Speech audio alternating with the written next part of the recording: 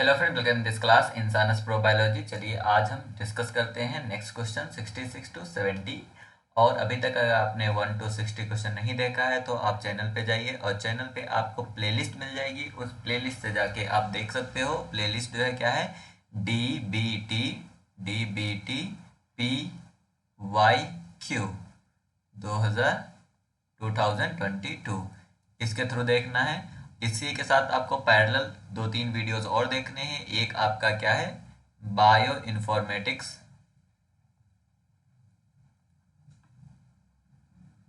देखिए bio informatics की videos जो है उसमें मैंने डिस्कस भी करा है और पॉइंट्स में भी मैं आपको दे रहा हूँ। उसका पीडीएफ भी आपको लिंक, उसका पीडीएफ जो है डिस्क्रिप्शन में मिल जाएगा। तो उस पीडीएफ को रीड कीजिए। बायो इन्फॉर्मेटिक्स की वीडियो सिर्फ आपको बायो इन्फॉर्मेटिक्स के लिए नहीं, ये आपको मोल बायो के लिए भी ज़रूरत है, क्योंकि उसमें बहुत चीज़ें ऐसी है जो कि मैंने मॉलिक्यूलर बायोलॉजी से वहीं पे डिस्कस कर लिया है, जिससे कि मॉलिक्यूलर बायोलॉजी भी आपका कवर होता रहे धीरे धीरे। तो मॉलिक्यूलर बायोलॉजी प्लस बायोइन्फॉर्मेटिक्स, ये 2 पॉइंट आपको वहाँ से बायोइन्फॉर्मेटिक्स की वीडियो से मिल जाएगा। पीवाईक्यू से मैंने डिस्कस किया है, आप इसका नोट्स बनाते हुए चलिए।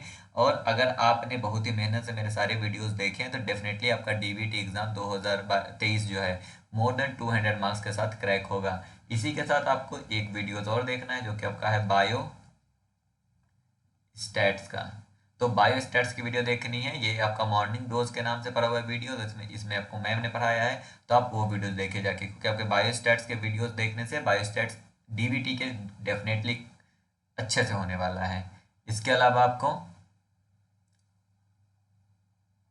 इवोल्यूशन भी कहाँ पे पढ़ा हुआ है, मॉर्निंग डोज के नाम से पढ़ा हुआ है। तो ये तीनों चीज़ें आपको इस चैनल पे पहले से उपलब्ध है। अगर आपके पास और भी टाइम है और अगर आप 1 घंटा और देना चाहते हैं तो I suggest you go and watch GATE PYQ, GATE general aptitude and the NET and TIFR के वीडियो देखिए, because they definitely help you during your exam.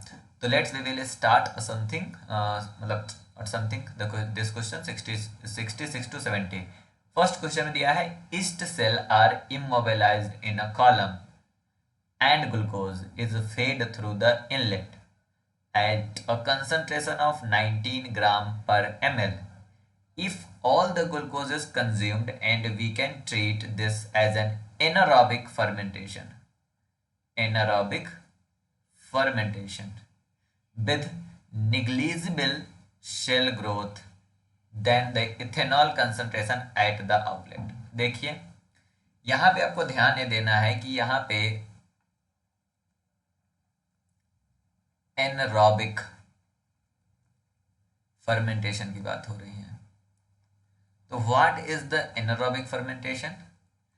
Anaerobic fermentation में जो होता है वो ये होता है, देखिए नॉर्मल कंडीशन में आपका क्या होता है कि ग्लूकोज जो है, that is a glucose molecule become, मतलब कन्वर्टेड इनटू 2 पायरुवेट। और यहाँ पे जो प्रोसेस होती है that process is called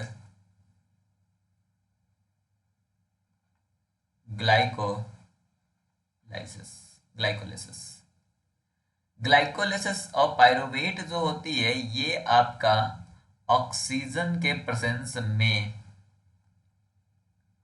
CO2 plus H2O देता है, CO2 प्लस H2O देता है।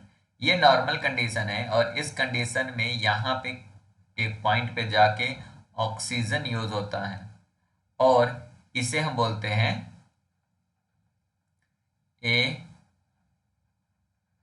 Aerobic respiration. But anaerobic respiration में क्या होता है कि ग्लूकोज मॉलिक्यूल जो है वो via the glycolysis to pyruvate में कन्वर्ट होती है और 2 पायरुवेट में कन्वर्ट होने के बाद यह CO2 में न जाके यहाँ पास आपका इथेनॉल बनाता है और इथेनॉल में 2 मोल इथेनॉल बनाता है। इथेनॉल का फार्मूला है 2C2H5OH प्लस इसके साथ 2CO2 बाहर निकल जाती है। यहाँ पे दो पायरुवेट से, इसे हम बोलते हैं एनारोबिक फर्मेंटेशन। यहाँ देखिए क्या है, that is a glucose molecule. यहाँ पे कितने मोल हुए हैं, 1 मोल ग्लूकोज मॉलिक्यूल से 2 मोल, 2 मोल क्या निकला है हमारा, 2 मोल निकला है एल्कोहल या इथेनॉल। अब एक मोल ग्लूकोज में, एक मोल ग्लूकोज में अगर हम एक मोल ग्लूकोज की बात करें तो कितना ग्राम ग्लूकोज होता है एक मोल ग्लूकोज में, जितना इसका एटॉमिक वेट होगा। तो 6 into 12 plus 12 into 1 plus 6 into 16,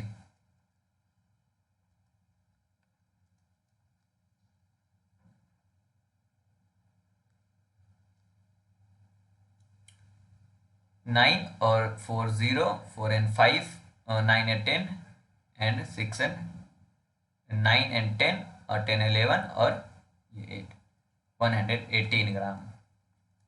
तो 118 ग्राम जो है अगर ग्लूकोज हो तो कितना आपका मिलेगा, ये C2, इसको भी आप ऐड कर लो, 2 इंटू 12, 5 इंटू 1 प्लस 16 प्लस 1, तो 24 प्लस 5 प्लस 16 प्लस 1, 9 1 10, 6 16 छत में 1 2 3, 3 और 1 4, 46 ग्राम। ओके, तो 180 ग्राम अगर ग्लूकोज लेते हैं तो कितना हमको मिलता है, 2 इंटू 46 ग्राम हमारा एल्कोहल मिलता है। लेकिन हमें लेना कितना है, 90। तो यहाँ पे हम 90 लेंगे। कैसे 90 लेंगे, इसको 2 से डिवाइड करके देखो, तो this is 19 gram. 19 gram C6H12O6 जो है वो आपको 46 ग्राम पर, मतलब इतना C2H5OH देता है। मतलब 19 ग्राम पर ml जो है कंसंट्रेशन अगर हम ले किसका, C6H12O6 का, तो वो हमारा 46 ग्राम पर ml क्या देगा, हमारा एल्कोहल देगा। D is the correct answer. We will move to this second question. That is a too easy question. Which one of the following does not represent the known interaction of RNA secondary structure element? RNA का secondary structure इसमें से कौन नहीं कर रहा represent, pseudo knot. Pseudo knot structure कुछ इस तरह से होती है, स्यूडो नोट स्ट्रक्चर कुछ इस तरह से होती है। That is a pseudo knot, 5 prime to 3 prime, pseudo knot. Pseudo knot structure जो आरएनए है, जिस आरएनए की सिंगल स्टैंडर्ड जो आरएनए होती है वो बेंड होके स्यूडो नोट इंटरेक्शन बनाती है। दूसरा स्ट्रक्चर जो होता है, जैसे ही आरएनए मॉलिक्यूल आप लोगे, आरएनए मॉलिक्यूल इस तरह से 5 प्राइम टू 3 प्राइम, और इसी के साथ दूसरे तरफ एक और,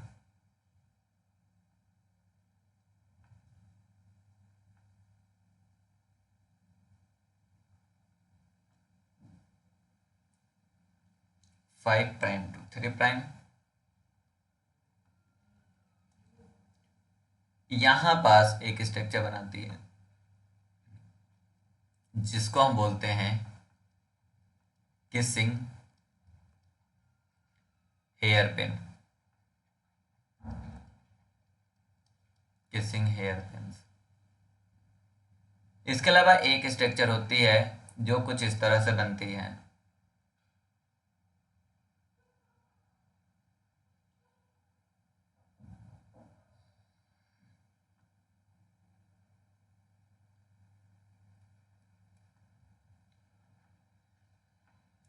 और इसे बोलते हैं हम हेयर पिन। ये आपका क्या हुआ, that is a hairpin.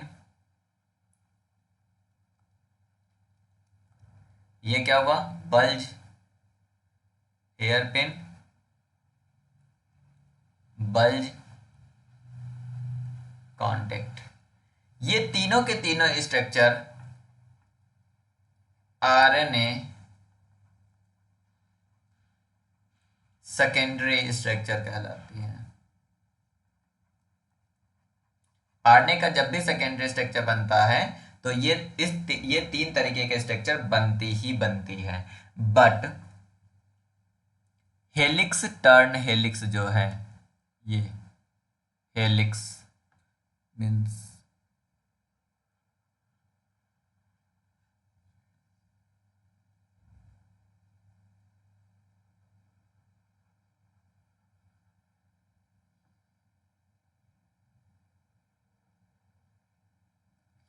ये आपका दो हो गया हेलिक्स, और ये turn. Helix turn helix structure जो है यह प्रोटीन मोटिव स्ट्रक्चर्स होती है जो कि डीएनए बाइंडिंग के लिए कैपेबल होती है। मतलब ये आरएनए में नहीं पाई जाती। और आपसे क्वेश्चन ये पूछा गया था आरएनए की सेकेंडरी स्ट्रक्चर एलिमेंट कौन सा नहीं है, means helix turn helix is not the secondary RNA structure या आरएनए सेकेंडरी स्ट्रक्चर एलिमेंट। ये आपका प्रोटीन बाइंडिंग के लिए जरूरत होता है और यह प्रोटीन मोटिव का फॉर्मेशन करता है। The next question is too easy. यहां पे इन्होंने दे रखा है कि क्वेश्चन को ध्यान से पढ़ना। A protein has 10 lysine and 2 arginine residues were digested by the trypsin and peptide mixture was resolved in SDS phase. After the silver staining, 10 bands was detected instead of 13. Select the plausible reason for the following. ठीक है, अब इसको अगर आपका question नहीं भी आता है, थोड़ा बहुत भी अगर आपको ऑप्शंस पढ़ने का ज्ञान है ना, तब भी आप इसको सोल्व कर सकते हो। कैसे, वो हम आपको पहले बताते हैं। पहला क्वेश्चन देखो, some of arginine and lysine was inside the protein. को पहली बात 10 और 2 12 है, ठीक है, और हमें 13 की जगह कितना मिल रहा है, 10 बैंड मिल रहा। मतलब कुछ ऐसे रीजंस होंगे जहां पे डाइजेशन नहीं हुआ होगा। पहला पॉइंट, कुछ ऐसे पॉइंट होंगे जहां पे हमारा डाइजेशन नहीं हुआ होगा। करेक्ट। तो जो नहीं हुआ हो सकता है वो नॉर्मली हम पढ़ के कोशिश करते हैं देखने का कि कौन कौन सा नहीं हुआ होगा। Some of arginine and lysine were inside the protein core. अगर प्रोटीन कोर के अंदर कोई भी अमाइनो एसिड है तो उसके डाइजेस्ट होने की पॉसिबिलिटी जो है वो क्या होती है हमारी, बहुत ही कम होती है। क्या मैंने कहा कि कोई भी अमाइनो एसिड अगर प्रोटीन कोर के अंदर है तो उसके डाइजेस्ट होने की पॉसिबिलिटी बहुत ही कम होती है। मीन्स ये वाला ऑप्शन को एलिमिनेट कर दो, क्योंकि यहाँ पे ए नहीं दिया है, बल्कि ए डेफिनेटली एक रीजन होगा। ये तो होगा ही होगा। दूसरा हम देखो क्वेश्चन देखते हैं। Some of arginines and lysine were followed by the proline residues. ठीक है, देखो 13 से 10 आने हैं, मतलब हमें वो पॉइंट ध्यान देना है जो पॉइंट जो हमारा लाइसिन आर्जिनिन के बाद जो डाइजेशन होने वाला है उस डाइजेशन को होने से रोके, वही वही हमें ध्यान देना है। कभी भी जो आपका प्रोलीन का जो पॉइंट होती है, अगर प्रोलीन मतलब आर्जिनिन लाइसिन और प्रोलीन, मतलब क्या है कि आर्जिनिन लाइसिन और proline followed by the proline. अगर ये बात आप याद रखिए कि आर्जिनिन और लाइसिन के बाद अगर प्रोलीन आता है तब आपका ट्रिप्सिन रिकॉग्नाइज नहीं कर पाता है। क्या बात है कि जब भी आर्जिनिन और प्रोलीन चैन जो है मॉडिफाइड हो जाए या उसके बाद प्रोलीन आ जाए तो ट्रिप्सिन उसे रिकॉग्नाइज नहीं कर पाता है। Means B is the correct. अगर ये आपको नहीं भी आता है तब भी ये आपका करेक्ट ही होगा, क्योंकि बी जो है आपका तीनों में दे रखा है। अब आपको थोड़ा सी देखने की जरूरत है और डी देखने की जरूरत है। हम सी देख लेते हैं। Some of arginine and lysine were followed by negatively charge residues. देखो, अगर निगेटिवली चार्ज मतलब सम ऑफ आर्जिनिन और लाइसिन जो है वो निगेटिवली चार्ज के बाद हो या पहले हो, पोजीशन अगर इनसाइड आउटसाइड है तब हम ये कह सकते हैं कि उसकी डाइजेशन में प्रॉब्लम हो। अगर प्रोलीन आगे पीछे होगा तो में भी उसके क्या कहते हैं उसे डाइजेशन में प्रॉब्लम होगी। पर अगर निगेटिवली चार्ज रेसिड्यूज उसके जस्ट बाद में है तो ऐसा कोई भी नहीं है कि उसको डाइजेस्ट करने के लिए, क्योंकि यहाँ पे आपका इलेक्ट्रोस्टैटिक इंटरेक्शन को इन्फ्लुएंस नहीं कर रहा है, आपका क्या कर रहा है, बॉन्ड को, पेप्टाइड बॉन्ड को डाइजेस्ट करना है। और पेप्टाइड बॉन्ड कोवलेंट बॉन्ड होता है, इलेक्ट्रोस्टैटिक इंटरेक्शन नहीं होता है।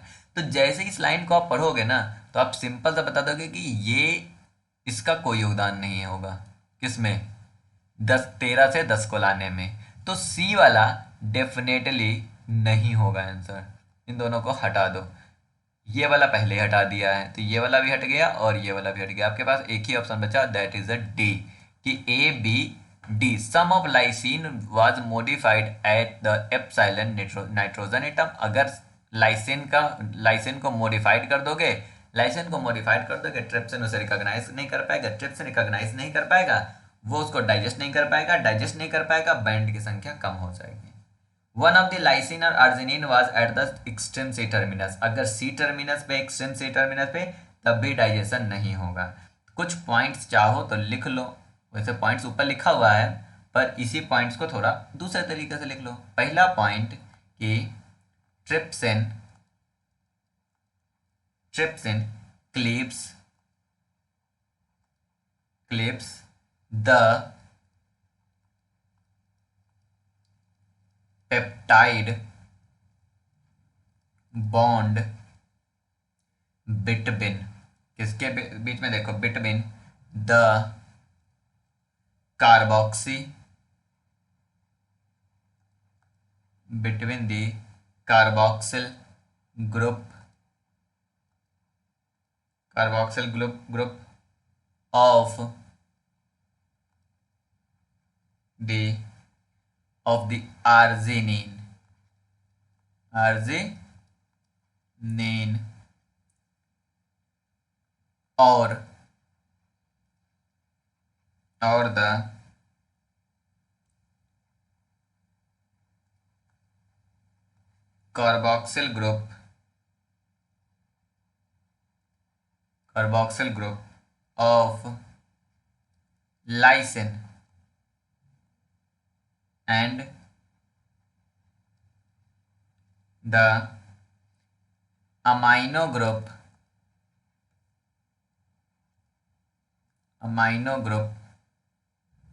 of the adjacent amino acid।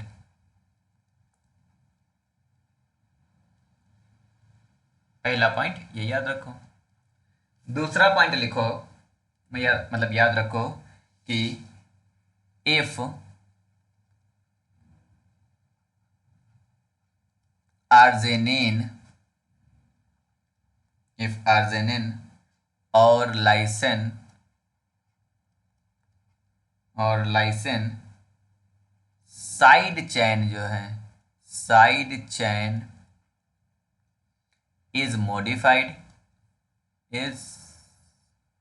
modified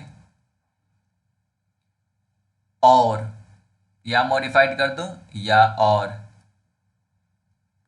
followed by proline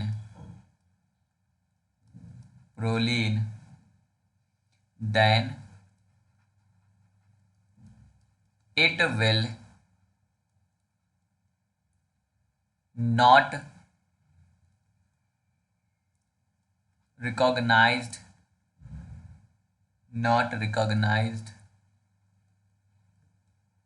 by trypsin. ये वाला पॉइंट याद रखना, क्योंकि हो सकता है कि दूसरा पूरा का पूरा क्वेश्चन में ही पूछ ले कि अगर अर्जिनिन और ट्रिप्सिन के बाद प्रोलीन है तो क्या ट्रिप्सिन डाइजेस्ट करेगा। यह भी क्वेश्चन हो सकता है, या यह भी क्वेश्चन हो सकता है कि आपका क्या कहते हैं उसे, कौन सा अमाइनो एसिड ट्रिप्सिन के डाइजेशन को रोकता है, प्रोलीन। ठीक है, अगला point, trypsin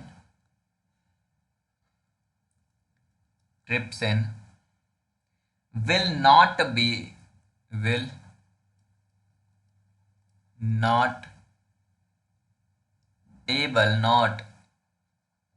able to digest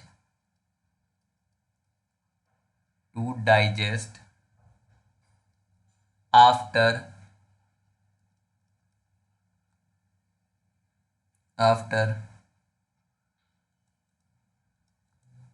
arginine और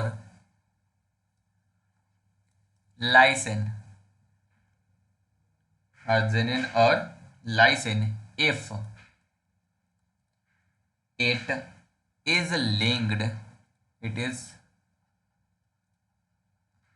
is linked by terminal bonds as it is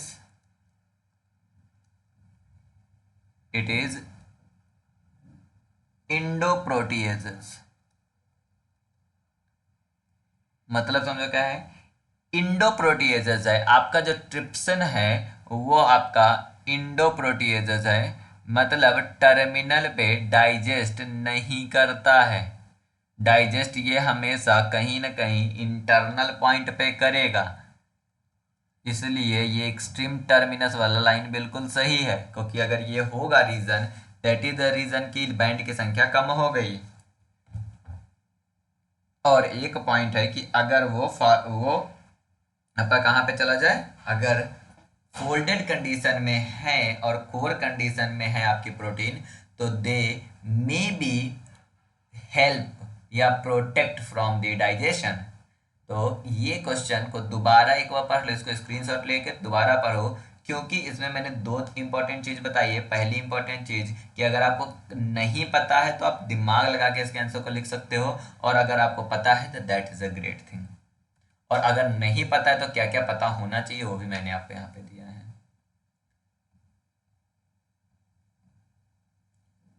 okay, that is a 69, question number 69। ये था आपका 68। ओके, 69 क्वेश्चन जो है बहुत सिंपल है, क्योंकि ये क्वेश्चन मैंने आपको बायोइन्फॉर्मेटिक्स, बायोइन्फॉर्मेटिक्स कंप्यूटेशनल बायोलॉजी वाले में ऑलरेडी बता रखा है, तो आप वहां से जाके देख लो मैं क्या बताना चाह रहा हूँ। लाइनेक्स और यूनिक्स इन्वायरमेंट से रिलेटेड पहला जो वीडियो था मैंने बनाया था बायोइन्फॉर्मेटिक्स, उसमें मैंने पूरी की पूरी एक मतलब लगभग 10-12 कमांड के नाम दे रखा है कि कौन सा कमांड कब हम यूज़ करते हैं, तो कौन सा कमांड कब यूज़ करते हैं वहां से आप जिसको देख सकते हो। पेपर में एक कमी थी कि यहाँ पे दो ऑप्शन सेम है, ls-l और ls-l, और यही आपका इसका आंसर भी है। वहाँ पे आप जाके आप मेरे first video bioinformatics and computational biology को देखना, उसमें मैंने बाकी कुछ कमांड्स दे रखे हैं। मे बी इस बार यह कमांड ना पूछ के कोई और कमांड पूछ ले। चलिए नेक्स्ट क्वेश्चन की तरफ चलते हैं। नेक्स्ट क्वेश्चन बहुत ही सिंपल सा है। एक है कि कौन सा enzyme help the DNA to overcome the tension generated by unbinding during the replication. सबसे पहले अगर हम नाइकेज की बात करेंगे तो नाइकेज जो है, सिंपल से नाइकेज सब पढ़ के में पता चल रहा है कि कुछ ना कुछ तो ये निक्ड से रिलेटेड होगा। निक्ड का क्या मतलब होता है, अगर मतलब क्या है कि डीएनए का कोई स्ट्रक्चर है, फॉर एग्जांपल ये कोई डीएनए है, डीएनए में किसी एक पॉइंट पे जाके मान लो कि ये डीएनए का स्ट्रक्चर था और डीएनए के स्ट्रक्चर के डबल स्टैंडर्ड होती है, बट सिंगल स्टैंडर्ड में कहीं पे कट कर देना, कट करने से जो बनता है उसे हम बोलते हैं निक। तो ये हमारा क्या है कि जो एंजाइम इसको करता है उसे हम नाइकेज कहते हैं। दूसरा आपका हेलिकेज है, डबल स्टैंडर्ड डीएनए होता है, वो हेलिकल के स्ट्रक्चर में होता है, हेलिकल को अनबाइंड करने का काम जो होता है वो आपका हेलिकेज करता है।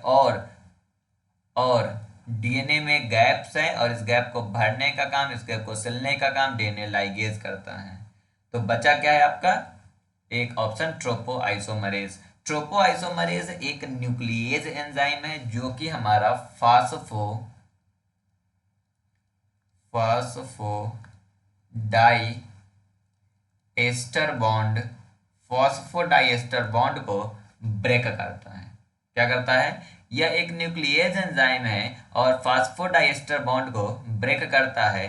फास्फोडाइएस्टर बॉन्ड को जैसे ही हम ब्रेक करेंगे तो वो हमारा क्या होगा, जो टेंशन जनरेट होगा ड्यूरिंग द रिप्लिकेशन अनबाइंडिंग के कारण, वो टेंशन ओवरकम हो जाएगा या वो टेंशन डिक्रीज हो जाएगा।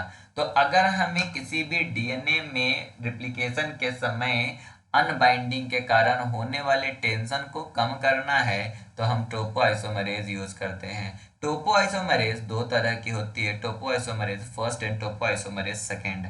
अगर इस पे आपको वीडियो चाहिए टोपोआइसोमरेज या मॉलिक्यूलर बायोलॉजी से रिलेटेड वीडियो जब चाहिए तो आप डिस्क्रिप्शन में कमेंट कीजिए, डेफिनेटली हम इस पे वीडियो बनाएंगे, लेकिन वो वीडियो ICMR के लिए यूज होगा। क्योंकि जैसे ही आपका बेट का एग्जाम हो रहा है 13 तारीख को, then after we will move to the another topic and another topic is known as an ICMR. We will discuss a 5 question per day for the ICMR। तो अगर आप कोई भी बायोलॉजी से रिलेटेड एग्जाम को टारगेट कर रहे हैं तो IPB इंसानियत प्रोबायोलॉजी को सब्सक्राइब कीजिए और अपने दोस्तों के साथ इसे ज़्यादा से ज़्यादा शेयर कीजिए। जो भी PDF मैं आपको दे रहा हूँ उस PDF को डाउनलोड कीजिए और आप उसको जाके रीड कीजिए। थोड़ा सा अगर आप ट्रस्ट करोगे, definitely without any investment, without any money, बिना किसी पैसे के आप CSIR, ICMR, DBT, टिफर और गेट जैसे एग्ज़ाम को क्रैक करके आप अपने PhD के सपने को पूरा कर सकते हो। क्योंकि हमसे बात करने के लिए आपको कोई पैसे देने की ज़रूरत नहीं है, बट सब्सक्राइब करने की ज़रूरत है, वीडियो को लाइक करने की ज़रूरत है और मेल करने की ज़रूरत है। I will give you a Google link and zoom link what is feasible and directly contact with you. Thank you for watching this video.